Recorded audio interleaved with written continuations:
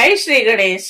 प्रजापति विश्व रूप की सिद्धि एवं बुद्धि नामक दो कन्याओं के साथ गणेश जी का विवाह तथा उनमें क्षेम तथा लाभ नामक दो पुत्रों की उत्पत्ति, कुमार कार्तिकेय का पृथ्वी की परिक्रमा कर लौटना और शुभद होकर क्रांच पर्वत पर चले जाना और कुमार खंड के श्रवण की महिमा। ब्रह्मा जी बोले कि इसी बीच विश्व रूप नामक प्रजापति शिवा शिव के इस निश्चय को जानकर प्रसन्नचित हुए और उन विश्व रूप प्रजापति की सिद्धि और बुद्धि नाम की दो कन्याएं थी, जो सर्वांग सुंदर एवं दिव्य रूप वाली थी। गिरजा एवं महेश्वर ने आनंद पूर्वक उन दोनों के साथ गणेश जी का महोत्सव पूर्वक विवाह संपन्न कराया।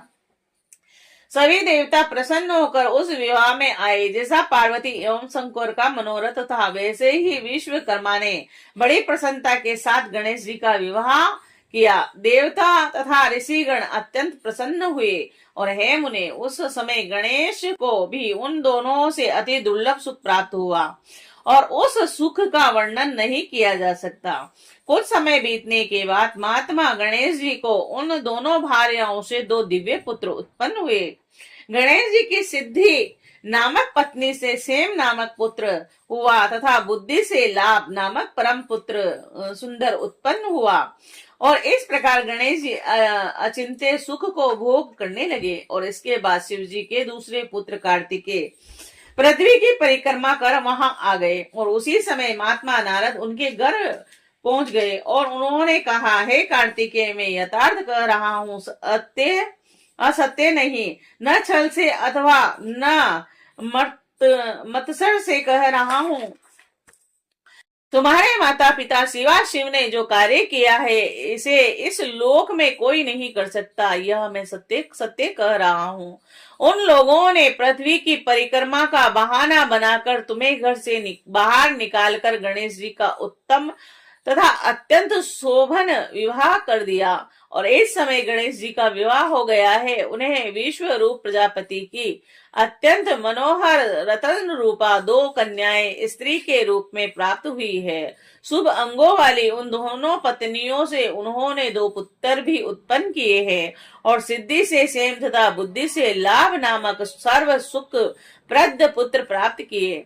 इस प्रकार वे गणेश अपनी दोनों पत्नियों से दो पुत्र प्राप्त कर माता पिता के मत में रहकर निरंतर सुख भोग कर रहे हैं और छल पूर्वक दी गई माता पिता की आज्ञा से तुमने समुद्र वन सहित पृथ्वी की परिक्रमा कर डाली है तात, उनका यह फल तुम्हें प्राप्त हुआ। ये तात, तुम्हारे माता पिता ने जो छल किया है उस पर तुम विचार करो। जब अपने स्वामी ऐसा कर सकते हैं तो दूसरा क्या नहीं कर सकता। तुम्हारे उन माता पिता ने यह अनुचित कार्य किया है, तुम इस पर विचार करो। मेरे विचार से तो यह मत ठीक नहीं है। यदि माता पिता ही विष दे दे तो पिता बेच दे और राजा सर्वस्व हर ले तो फिर किस से क्या कहा जा सकता है। हे तात, जिस किसी ने भी इस प्रकार का अनर्थकारी कार्य किया हो, उनका सुख शांति की इच्छा रखने वाले बुद्धिमान पुत्र को नहीं देखना चाहिए। यह नीति श्रुतियां स्मृतियों और शास्त्रों में सर्वत्र कही गई है। मैंने तो उसे तुमसे कह दिया है, तुम जैसा चाहो वैसा करो। ब्रह्मा जी बोले, हे नारद, महेश्वर के मन की गति जानने वाले, आपने उन कुम्हार से इस प्रकार का वचन कहकर मौन धारण कर लिया।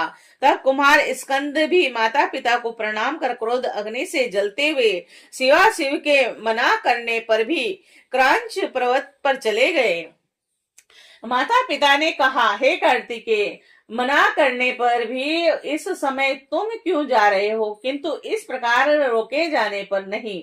ऐसा कहकर वे कुमार चलने लगे और बोले, हे तात, मैं अब यहाँ क्षण मात्र भी नहीं रह सकता, क्योंकि आपने मुझ पर प्रीति न कर ऐसा कपट किया है कि इस प्रकार कहकर, हे मुने, दर्शन मात्र से ही सबका पाप हर लेने वाले कुमार कार्तिकेय वहां से चले गए और तभी वे आज भी वहीं पर हैं और हे देव ऋषि, उसी दिन से लेकर वे शिव पुत्र कार्तिकेय कुमार ही रह गए और उनका यह नाम तीनों लोकों में प्रसिद्ध है। यह शुभदायक, सब पापों को नष्ट करने वाला, पुण्य स्वरूप तथा ब्रह्मचार्य प्रदान करने वाला है।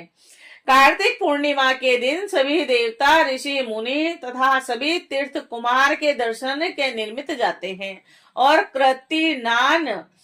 कृतिकान नक्षत्र युक्त कार्तिक पूर्णिमा तिथि में जो कुमार के दर्शन करता है उसके पाप भस्म हो जाते हैं और उसे मनवांचित फल की प्राप्ति होती है। स्कंद का वियोग होने पर पार्वती जी भी दुखी हुई और उन्होंने दीन होकर शिव जी से कहा, ए प्रभु, आप मेरे साथ वहां चलिए। और तब उनको सुखी करने के लिए शंकर जी स्वयं अपने अंश से क्रंच पर्वत पर गए और वहां मल्लिका अर्जुन नामक सुखदायक ज्योतिर्लिंग प्रतिष्ठित है और अपने भक्तों की अभिलाषा पूर्ण करने वाले तथा सज्जनों को शरण देने वाले शिव जी पार्वती के साथ आज भी वहां दिखाई पड़ते हैं। तब पार्वती सहित उन शिव जी को आया हुआ जानकर वे कुमार विरक्त होकर वहां से अन्यत्र जाने को उद्यत हो गए।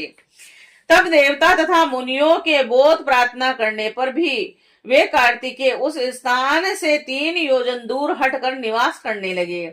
और हे नारद, पुत्र के स्नेह से आतुर वे दोनों शिवा और शिव कुमार के दर्शन के लिए पर्वत पर वहां जाते रहते हैं।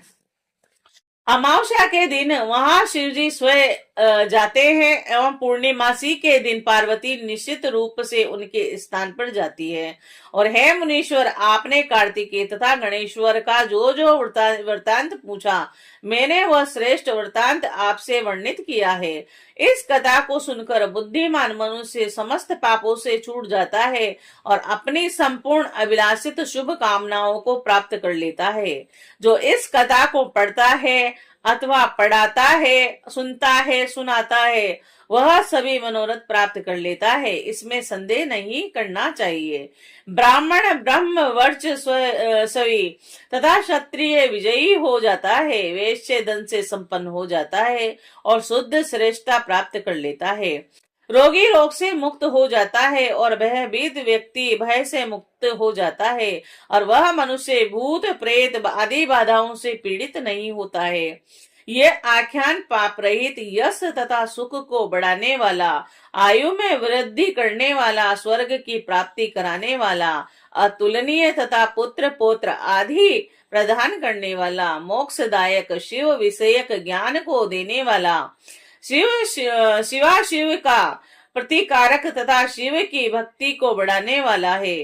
भक्तों को तथा निष्काम मुमुक्षुओं को शिव जी के अदित्य ज्ञान देने वाला, कल्याणकारक तथा सदा शिवमय इस आख्यान का सर्वदा श्रवण करना चाहिए।